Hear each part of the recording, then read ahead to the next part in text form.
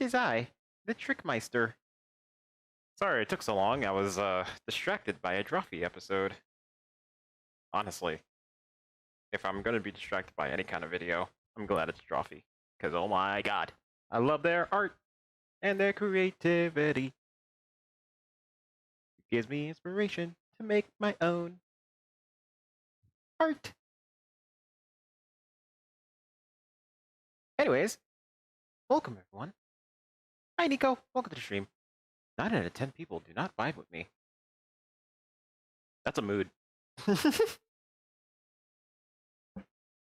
What do you think? I'm so alone right now, and I only have friends online. Yeah. So, today, what we're going to be doing, let me give you a little premise. The GoGodot Jam, which is a game jam by the Godot people, is starting tomorrow. And I want to get some practice in because I am not good at doing their coding stuff yet, like the syntax and everything. So we're going to do that. We're going to practice by doing some tutorials live, and we'll have some viewer participation to, like, you know, chip in on what kind of game I should make, or at least what kind of like practice game I should make.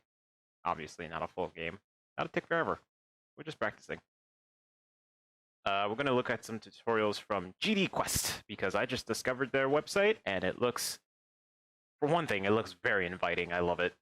Their art is so cool.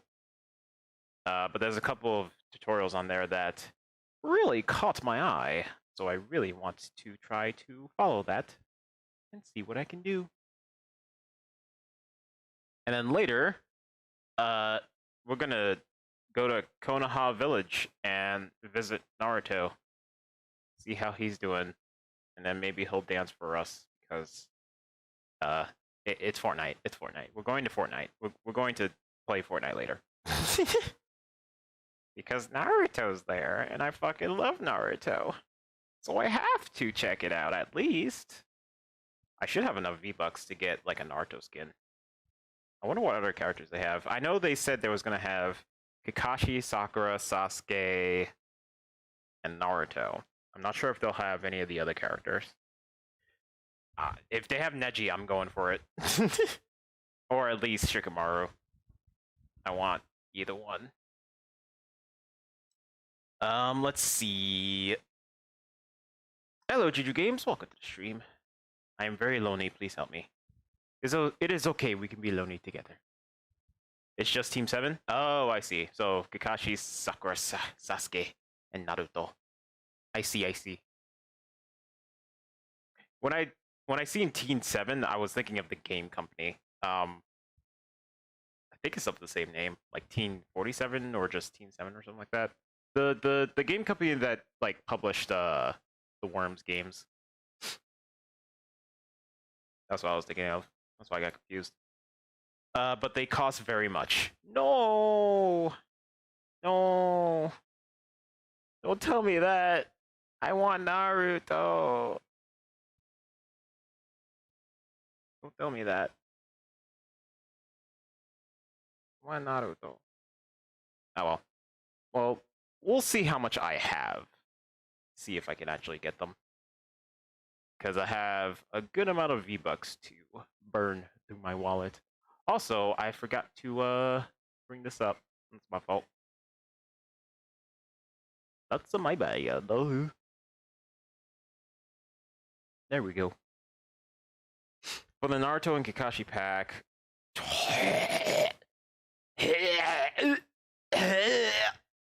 Yeah, I don't have enough. I think I have like 1,400, 1,600. I don't have enough. That's some bull. And Sasuke and Sakura. Oh my god. It's slightly more. You know why? Because everyone loves Sasuke. How do they bundle the most popular character with the most least popular character? How does that work?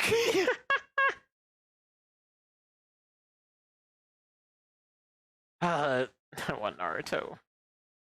I don't have enough V-Bucks. I hate this. This sucks. Everything sucks. Time to speedrun TrickRPG. Hey, you go have fun. Go have fun playing TrickRPG.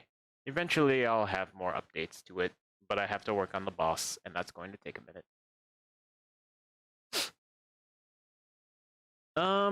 Let's see. Where is G Quest? Oh, that's right. I'm going to refresh this. See.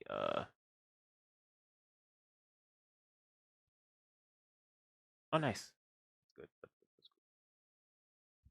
Here we go. Oh, I gotta. I just gotta lean back on my thingy. Maybe you can just buy them for $1,500 V-bucks. Oh, it's just a better deal if you get the 2-character pack. I see. Well, I just want Naruto or Kakashi actually. I don't know. Kakashi's really cool, and I feel like Naruto is the one that everyone's going to use. I don't even know. I don't know.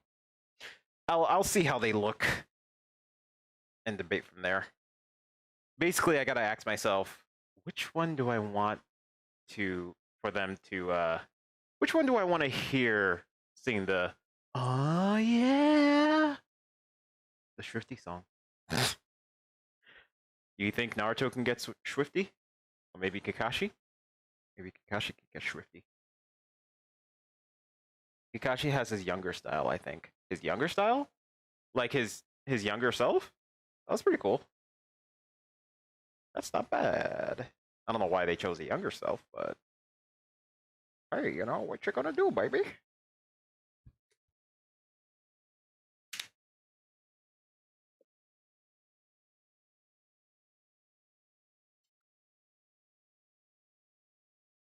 Ugh. And Naruto had his Hokage style. His Hokage style? As in he uh his older self as a Hokage?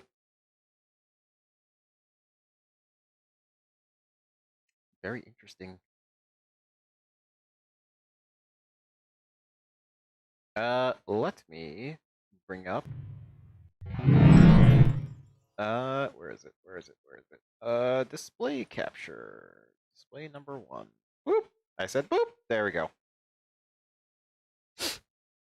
Yes? Oh, interesting. Very, very interesting.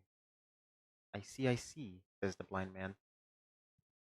Alrighty, so this is the GD Quest website. I want to try to follow the tutorial on tactical RPG movement. It seems fun. Look at their artwork, it's so good. Like, this looks clean. And this is a beginner tutorial. Makes me feel like the tactical system I made was just nothing. Apparently it's easy. Barely an inconvenience. Oh, really? Anyways, so yeah, we're just gonna do this tutorial little thingy. And then later we're going to play some Fort. Oh, that's a lot for the Ultimate Godot course bundle. My. The Godot Note Essentials is $80. Very interesting.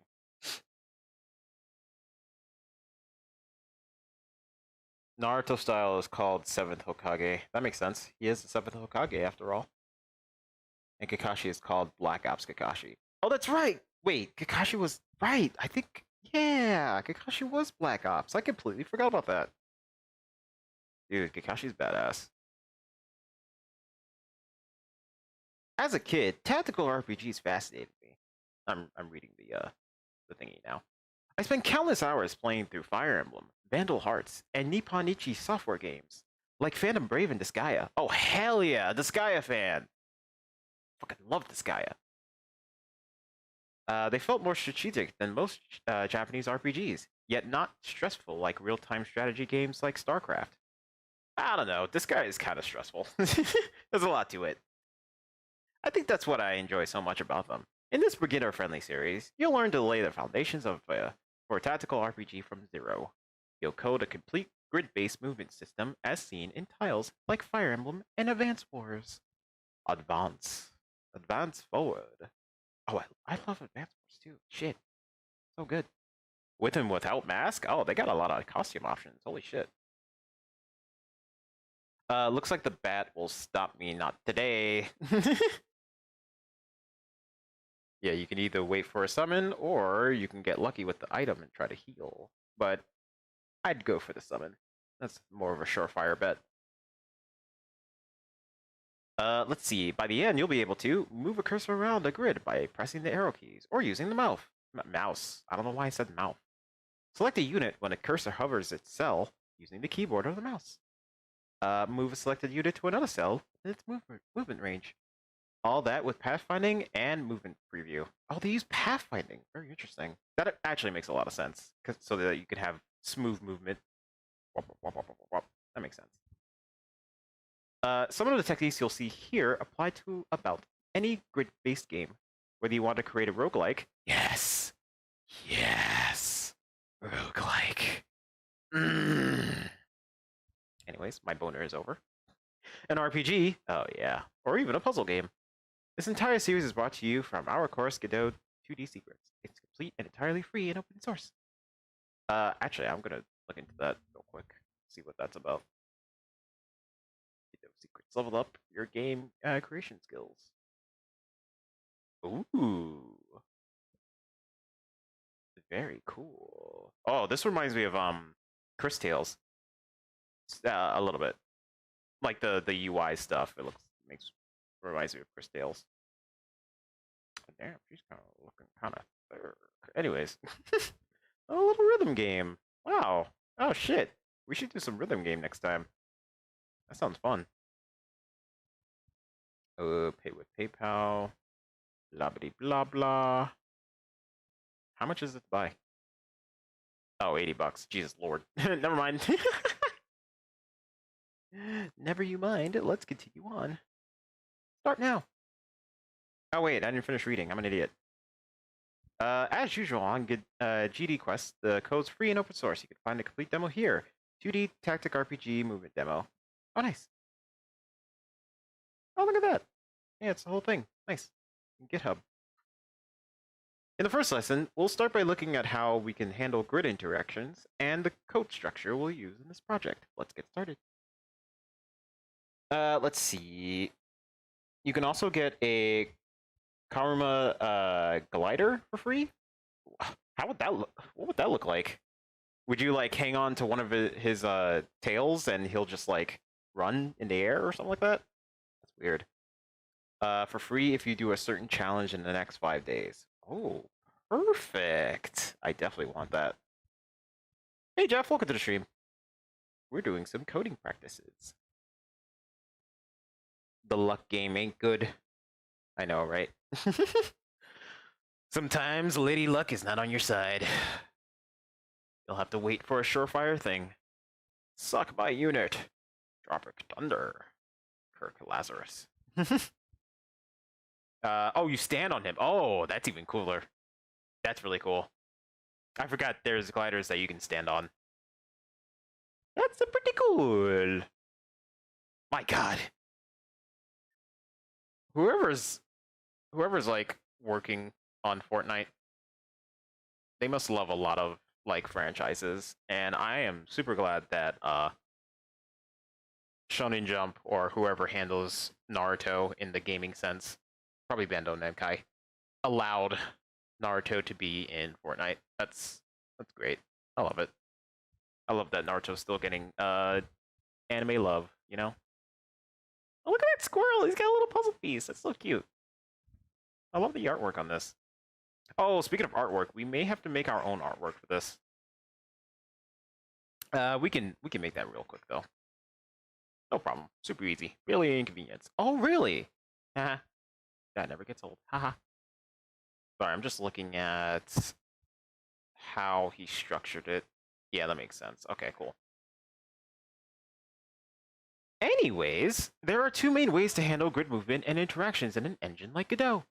Relying on the physics engine, in particular, areas and raycasts. They can be a little bit taxing if you use them too much, though. But it should be fine. Excuse me. using an object that represents the game board and manages what's on it. I think I made it like the second option for my tactical game. I made it in Unity. It was called, what was it called?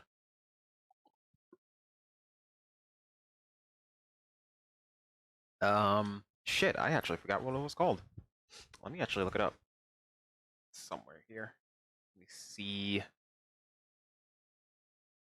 Unity. No, that's plugins. I want projects. There we go. Let's see. Where are you? Where are you?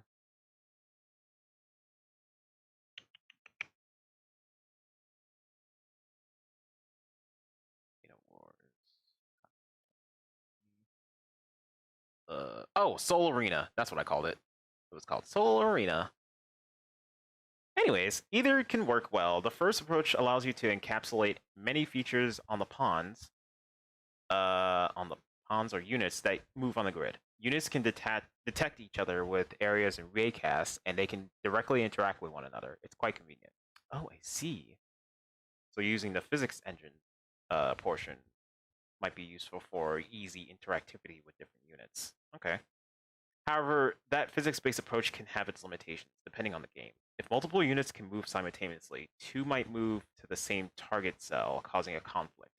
You end up needing to block cells when a unit starts to move using invisible collision shapes. Interesting. Also, in a tactical RPG like this one, you still need a way to find a path a unit can walk. For that, you need an object that knows about all the units and other obstacles on the grid. In other words, in our case, using the physics-based approach would still require an object to represent and keep track of what's on the game board. That's why we'll use the second approach. It consists of letting an object represent and not only track, but also manage the game board. That object knows where every unit is and moves them. With this model, any item on the grid becomes like a lifeless pawn rather than an independent entity. Oh, I see. I see. Okay, yeah, that could be a good approach. Code structure. Here the way we're going to structure our code. That's English. And an overview of what you'll build in the next lessons. See, we got the game board, which reacts to the cursor. Uses units and unit overlay and the unit path, which instantiates the pathfinder, or the pathfinder instantiates the unit path, whatever. And then grid and inherits resources. Oh, so it's all going to be resource based, which is basically in Unity they call it scriptable objects, basically. That's pretty cool. That makes sense. Very, very cool. As mentioned before, we'll use a single node to manage interactions between units and more. The game board. It's going to tell units to move and generally handle collisions, preventing you from moving a unit to an occupied grid cell. As usual with our products, we favor composition. You could reuse most scripts and systems from this project in another, as they don't have strict dependencies on one another except for the game board. Let's briefly go through each component's responsibilities. The cursor is the player's cursor. Duh. A selection tool you can move across grid cells and use to select move units. Unit represents one pawn on the game board. Okay, he's talking in like chess pieces and stuff. The pawns. It only handles the unit's visual aspect. Animating and moving smoothly around the board is the game board that handles actual movement behind the scenes. Yes. And have the game board handle all the stuff. That makes sense. Unit overlay draws the cells a given unit. Wait. Unit overlay draws the cells a given unit can walk to when it's selected.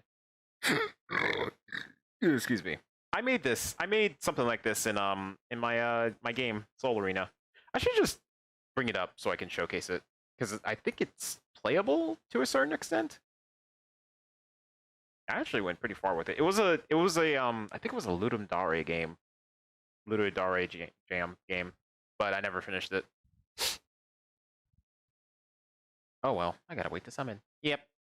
Or you can just go for it, because the archer's pretty OP, and he's at full health. Let's see. Unit paths displays the path a unit will move based on how the player moves their cursor after selecting a unit. It's inspired by Fire Emblem games. Ooh, now that's pretty cool. The Pathfinder finds the best available path for the unit to walk to a target position using the A-star algorithm. Oh, they use A-star pathfinding. That makes sense. That's like the best one. Like one of the best anyways. The unit path uses it to draw the path the node found. Finally, the grid is a class that extends Godot's built-in resource type. It represents the game's grid and provides useful functions to convert coordinates from and to grid spaces. Cool. It's the first element we're going to code in the series, and everything else depends on it. We will then code it in the order of the dependencies, starting with everything the game board needs and end the series with it. See you in the next lesson, where we'll get to code the grid and learn why it's a resource. Nice! Very, very cool. I like that. This is really cool. I kind of wish I looked at this tutorial before I started making my own thingy. Let me actually show it to you. It's gonna take a minute because Unity takes fucking forever to start up. Let's see. Is it on here? It might not be on here, actually. Oh, there it is. Soul Arena. Wow, I haven't touched it in a year. Jeez. That sounds about right, actually.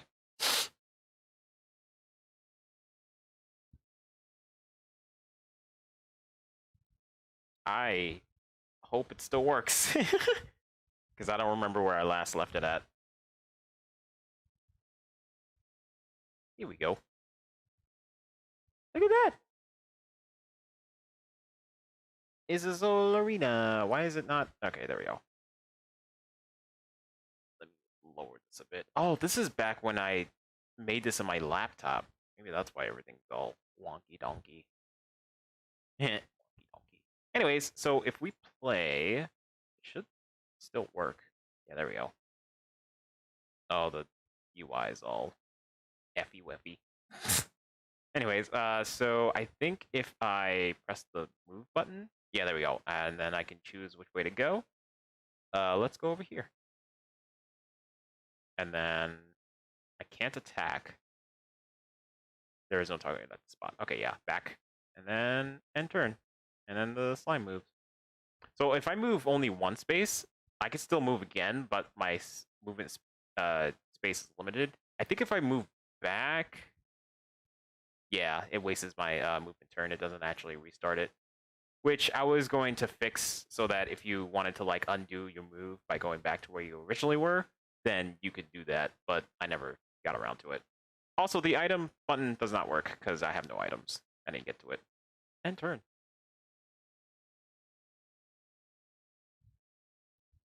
So we're going to move to this slime, and then we're going to attack him. Oh, apparently I can't attack. That's weird. Why can't I attack? I thought I made that happen. Oh, you know what? I never implemented the attack function. Whoopsies. I think the enemy can attack, though. Yep, the enemy can attack, but I never actually showed that in the UI. Wow, I really did not finish this. E. E! That's a goddamn shame. Oh well. It was going to be like a roguelike game, too, where every time you defeat the enemy, you get souls from him, and then you can use the souls to buy different stuff like weapons and powers and shit like that. It would have been so cool, but I never finished it. So yeah, maybe someday. But yeah, that's Soul Arena. Let's continue on to learning Godot. Oh, speaking of which, let me actually bring up Godot. Hey, look, it's Epic Games. Haha. Let's see. Oh, look, grid-based game project. Wow. Well, we're gonna make another one. New project. We're gonna call this tactical practice game. There we go. We're going to put it. Oh, hold on. I don't want you guys to know where my stuff is. So I'm going to browse, and we're going to put it in. Where is it? Where is it? Where is it? Where is it? A, B, C, D, E, F, G. Godot projects. Here we go. Select this folder. And then create folder. Let's see. High visual quality, all features available, incompatible with older hardware, not recommended for web games.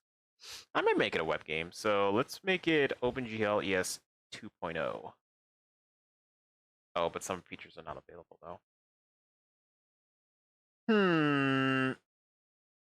Maybe I should follow the tutorials, see what they think I should use. Yeah, let's do that. In a game like a turn-based tactical RPG, many actions take place on a grid. Units have to move to the middle of the cells, the player's cursor has to move along the grid, and so on. In our demo, 5 classes will need access to the grid's data and helper functions, as we saw in the introduction. In Godot, an option to give many objects access to another is to make the grid an auto-load, which is a singleton. Oh, they call it an auto-load? Very interesting. I guess that makes sense. That way, every script in the codebase can access it. Yeah. However, you don't need everything in the game to access the grid. Only 5 classes needed. In our demo, which focuses on movement, it happens to be all the scenes we'll code. But in a complete game project, this number won't change. All right. There is an excellent alternative to using a singleton in Godot, using a resource. Like singletons, many nodes can share access to a given resource. Unlike singletons, only the nodes that explicitly hold a reference to a resource can access it. Many nodes can share access to a resource. Only the nodes that explicitly hold a reference. Ooh, excuse me. Interesting. That's... Yeah, I guess that makes sense. Huh. Oh, okay. So if we want a lot of scripts to access it, we'll make it a singleton. If we only want certain amounts of scripts to access it, we'll make it a resource. I guess that makes sense. What's the point if you can use a singleton instead? This forces you to deliberate about giving nodes access to the grid. You must define a dedicated variable in their script. We'll use exported variables to do so. All right. Oh, look at that. 2 archers. Yeah. Oh, hey, Supersonic. Welcome to the stream. Hey, guess what? My gaming laptop is done getting fixed, so I just need to wait. Also, my computer had to go through all the way to California. Oh, wow. That's crazy. Well, that's great. It's coming to you, baby. You're gonna be back on your gaming laptop. Using a less convenient option removes the temptation of using the singleton in unintended ways and coupling it to more parts of the game than needed. If you're really careful and intentional about how you use singletons and prefer their convenience, you may use them instead. Cool. I don't know how to use auto load though, so I'm just gonna go with the resource thing. Eventually I'll convert it into a singleton. I'm pretty sure it's not that hard. Probably a line or 2 of code. Anyways, however, when you create a singleton, as anything can access it, any bug that involves it can be anywhere in your codebase. Oh. That's very interesting.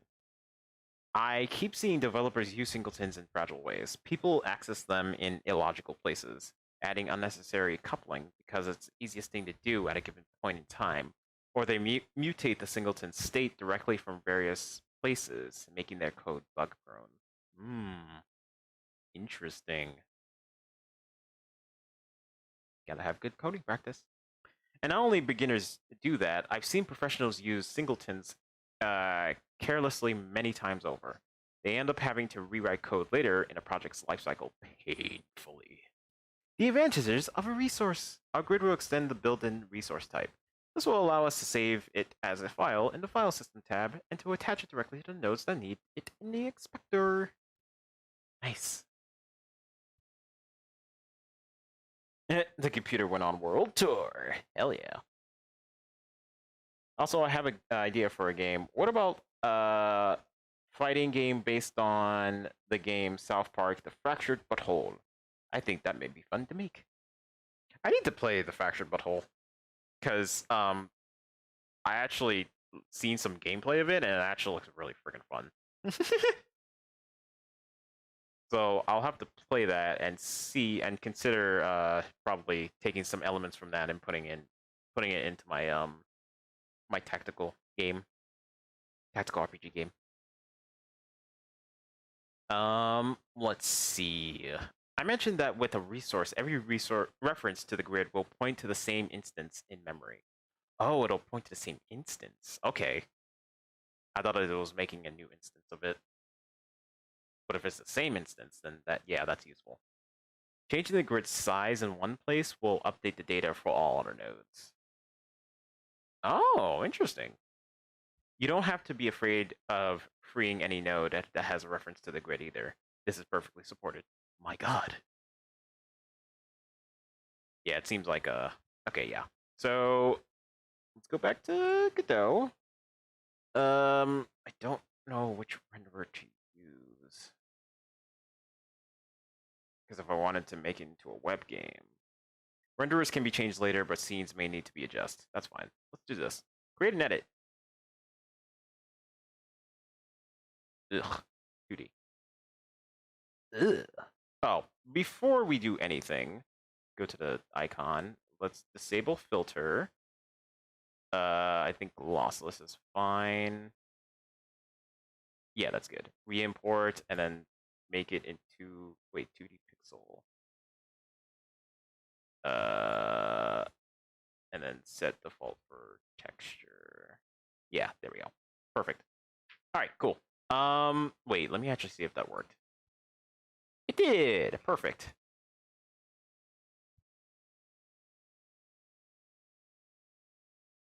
All right. Where am I? Where was I? Creating the grid script. Let's get coding. You can find a start project on the Tactical RPG Movement repository. It contains the sprites we'll use in this series. Oh, perfect. Whoops, I meant to right-click that. My B.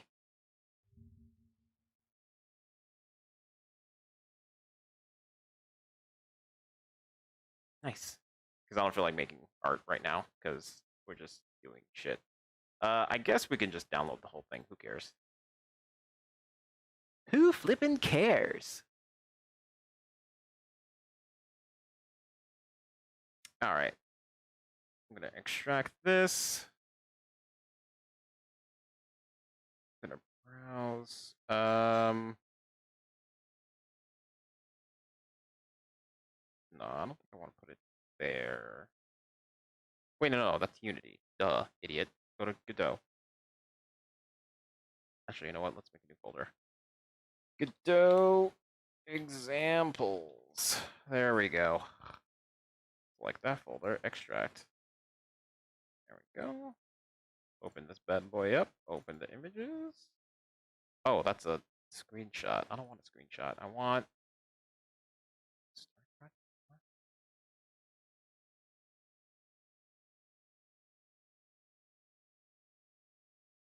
Oh, I see. One's finished, one's not, I guess.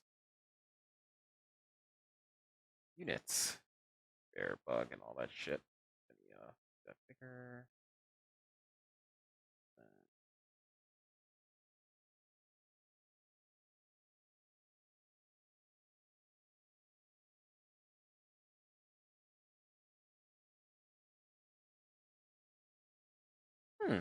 File set. Nice. That could be useful. All right, yeah, there we go. Cool. All right, back to it. Bat took damage. Nice.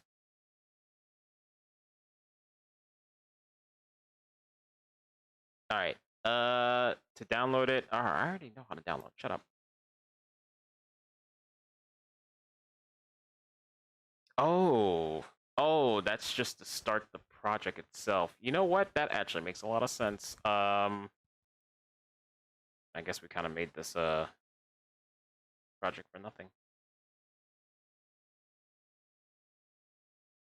And okay, that's fine. We can put this in.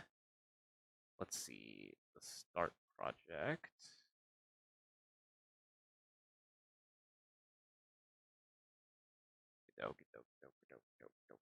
Godot projects. We'll make a new folder.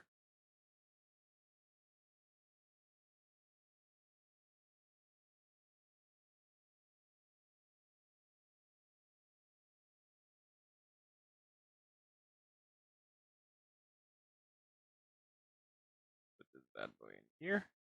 Oh, that actually moves it. Whoops. Copy, paste. There we go. Okay, now we can open it up.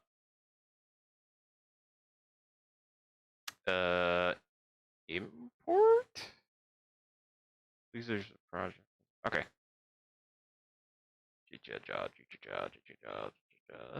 Projects. You.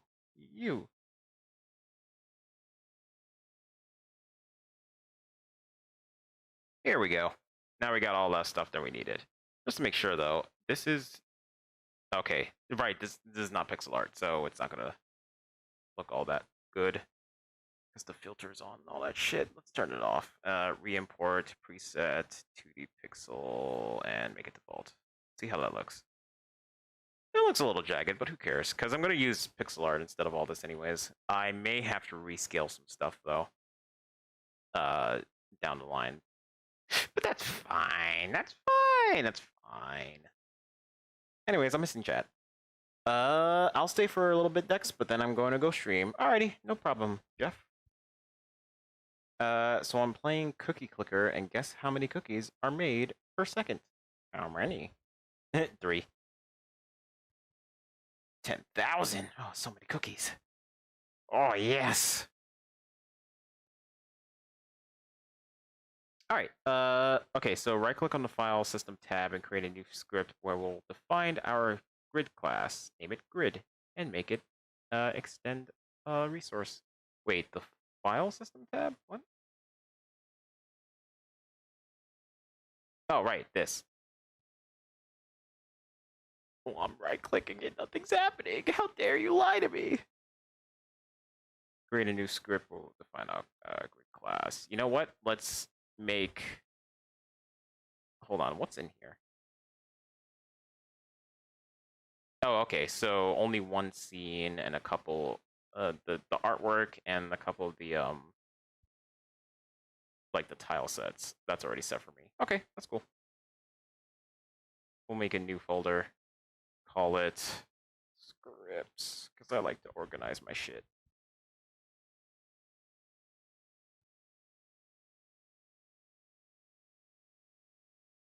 Grid, make it extend resource. Got it. New script. Grid. Inherent from resource. There we go. Boop. I made it. Let's go into scripts. Open this bad boy up. There we go.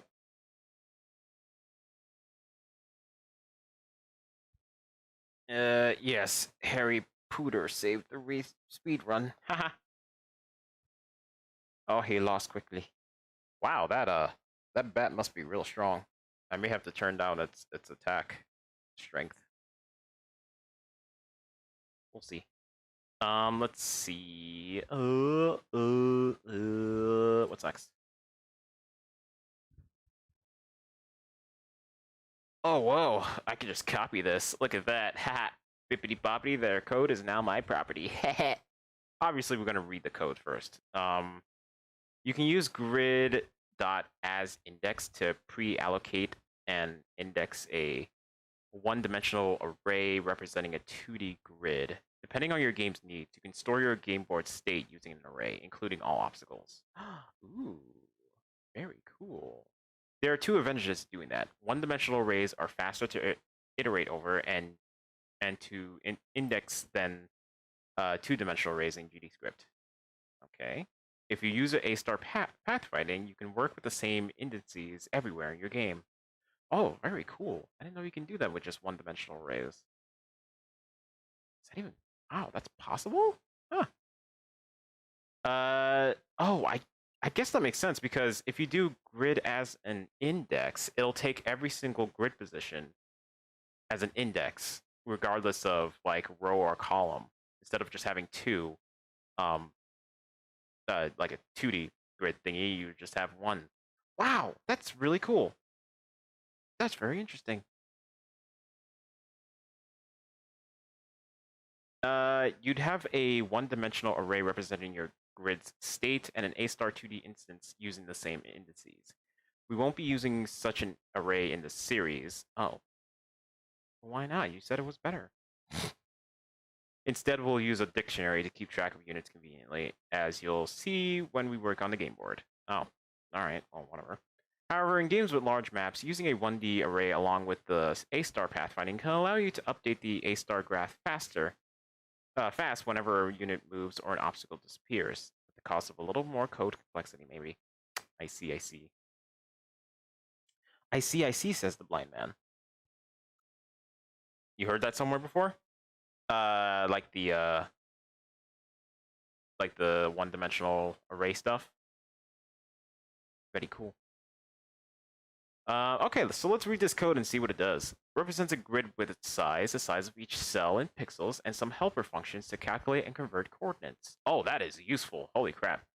It's meant to be shared between game objects that need access to those values. That makes sense. Excuse me. It makes everything like, what is it? I forget the word. Let's see. Class grid extends resource.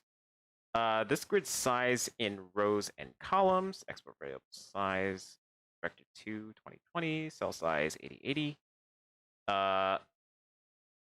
Half of cell size. We will use this to calculate the center of the grid. Yeah, that makes sense. Yep. Center of the grid. See how to place the units in the center of the cell. Yep. Returns the position of a cell's center in pixels. We'll use units and have them move through cells using this function. Calculate map position, grid position vector 2 into a vector 2, return the grid position times the grid size plus half the cell size. Yeah, that makes sense. Very cool. Let's see. Returns the coordinates of the cell on the grid given a position on the map. This is the complementary of calculate map position above. When designing a level, you'll place units visually in the editor. We'll use this function to find the grid coordinates they're placed on and call calculate map position to snap them to the cell's center. Oh, interesting. Calculate map position, calculate grid coordinates. Return the map position divided by the cell size and forward. Very cool. Returns true if the cell coordinates are within the grid.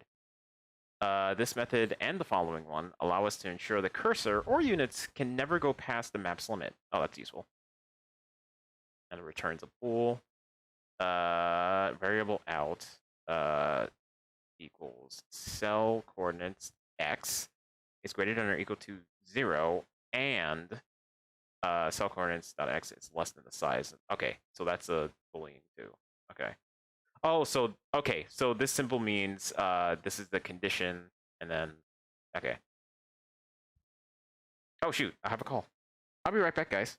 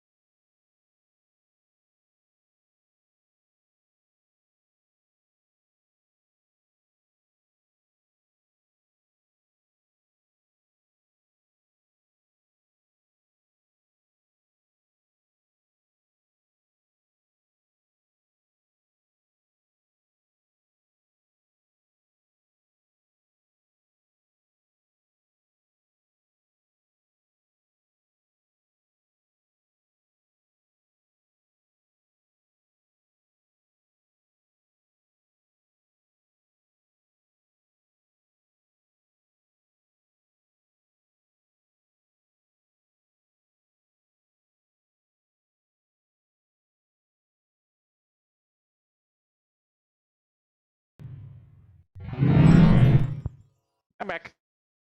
But I only can see chat through restream, so I might not be able to see redeems and well, I can see subs, but I can't see redeems on the channel points stuff. Anyways, let's see. Hippity hoppity, your code is now my property. Oh yeah. I stole that from what's his name? Danny. Uh, the guy who makes the games, the funny games, the funny Mimi games, the Squid. Oh well, it's not called Squid Game. It's like called, what is it called? Uh, Octopus Game or something like that. I don't know. I forgot. But he made that game. The one who says, "Huh, is it me or this unit's looking kind of thick?" He says it almost all the time in every one of his videos. I heard that from a certain game-making milkman. Yeah, he's the milk guy. All right, Jeff, thank you so much for stopping by and sticking around. Magica. Yeah, I watched Danny too. He's pretty entertaining. I watch a lot of game devs actually. Grab game, that's what you call it. Thank you for that. This is a grab game. Man, that game blew up. Like, I mean, his other games blew up, but like this game right now like blew up.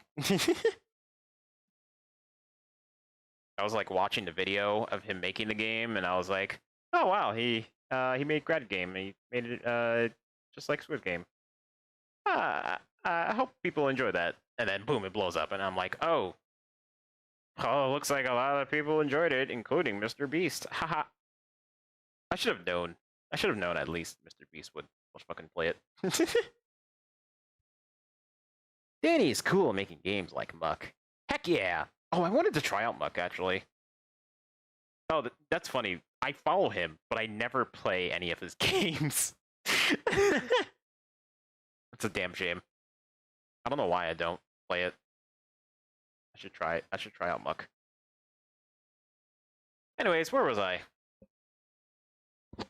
Let's see. Calculate grid coordinates. I already read that.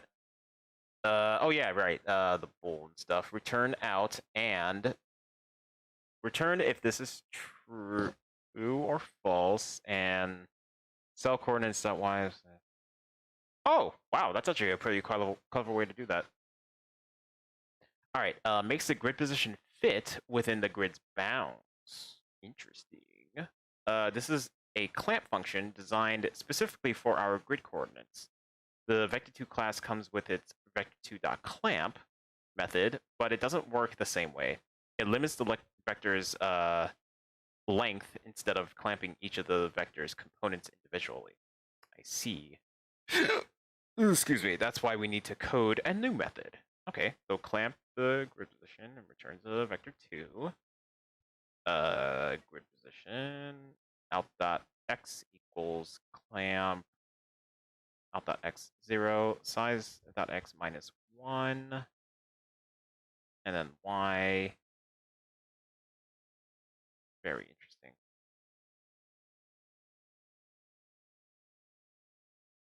Because it returns a vector 2, but wait, oh, that's kind of weird.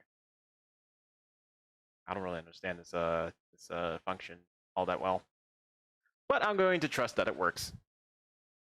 Given vector2 coordinates, calculates and returns the corresponding integer index. You can use this function to convert 2D coordinates to a 1D array's indices. There are two cases where you need to convert coordinates like so. We'll need it for the A-star algorithm, which requires a unique index for each point on the graph it uses to find a path. And two, you can use it for performance. More on that below. Function as index cell vector 2 returns an int cell.x plus cell.size times cell.y. Very cool. Very cool. Okay, cool. Bibbidi boppity, your code is now mine.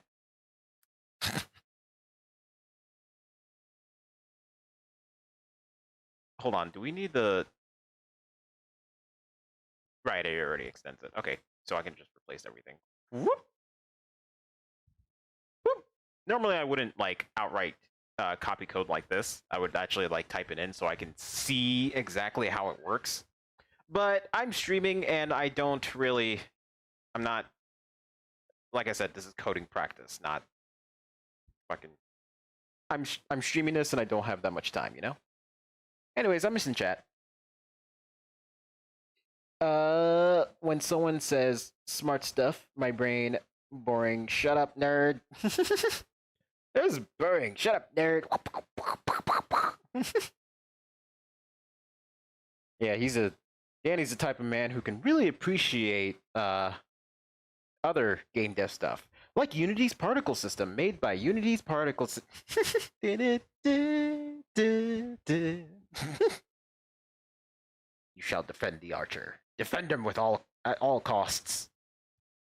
You know Carlson? Yeah, Carlson. That's Danny's little creation. Yee. All right. Let's continue. Actually, hold on. Let's actually save this. Saved one modified resource. There we go. Oops, I didn't mean to do that. Go back down. Thank you.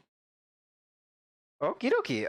So I already read this. Let's continue on. Creating the grid resource. Let's create the resource file we'll attach to our nodes in future lessons. It'll define the grid's base properties.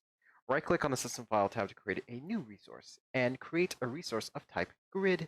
I've named it grid.trez. The resource opens in the inspector. You can leave the default values we define in the script. Cool. Let's do that.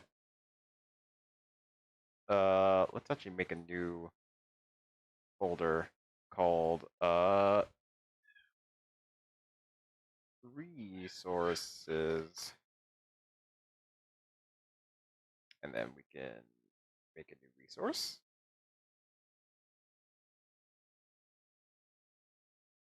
Wait. And create a resource of type grid.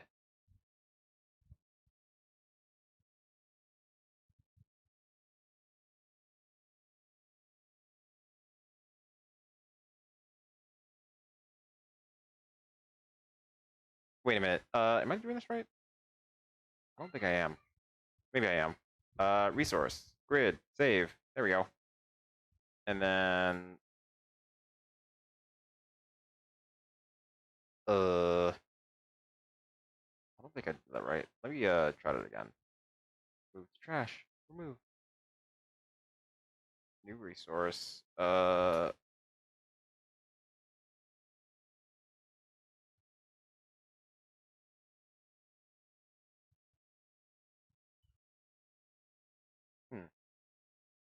Right click on the file system to create a new resource and create a resource of type grid. I've named it grid. The resource opens in the inspector. You can leave the default files. Create a resource type of grid. Yeah, so it should come up here. I only get the base resource. Uh-oh, did I do something wrong? Oh no. Woo woo.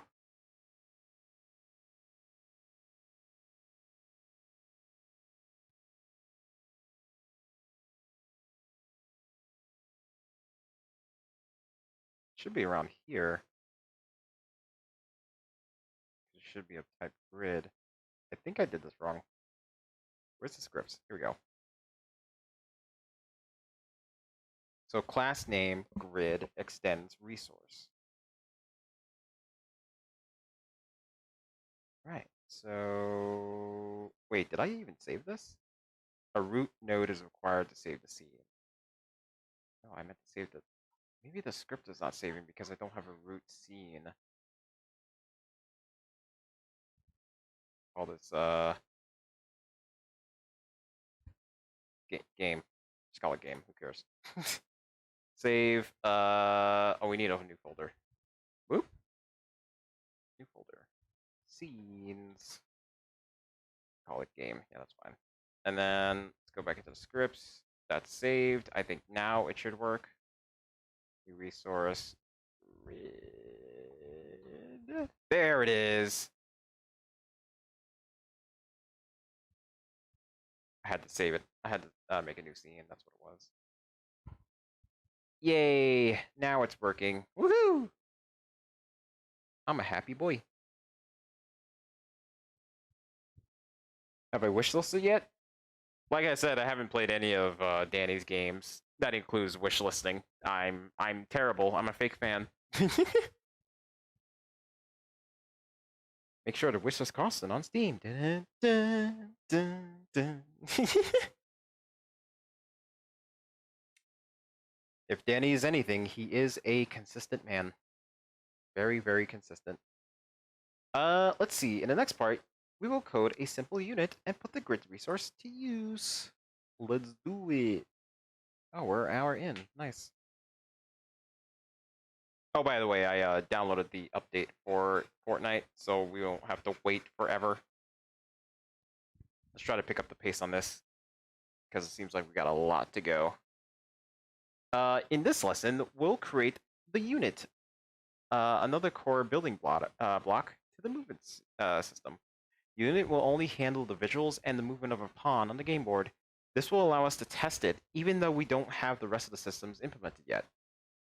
Coding independent nodes like that make it more efficient to reuse or modify them within and across projects. You can think of units we will make as a lifeless pawn on a game board. It's like a little figurine that you can move around. Do do do do do. Yes. Also, he made a banana into a controller once. He did. I remember that video. Yeah, I've seen stuff like that even way before he made a video about that. You can basically make a controller out of almost anything, even a potato. Ooh, it's giving me ideas. The Potato Man using a potato as a controller. But yeah. Let's see. Where was I? The unit scene. Let us start by designing the unit scene. We will use the Path 2D and the Path Follow 2D nodes to make our sprites move along a path. Path 2D gives you tools to define a curve using a Bezier spline. Oh fuck, we're using splines. Hell yeah! Where you can also use it for straight lines. The Path Follow 2D node allows you to move along that path conveniently by animating an offset value. Oh, now this is the stuff I love about Godot. There's already like built-in shit for this. You just have to know how to use it. Create a new scene with a 2D node as its root. Path 2D node as its root, and add a Path Follow 2D as its child. That is easy.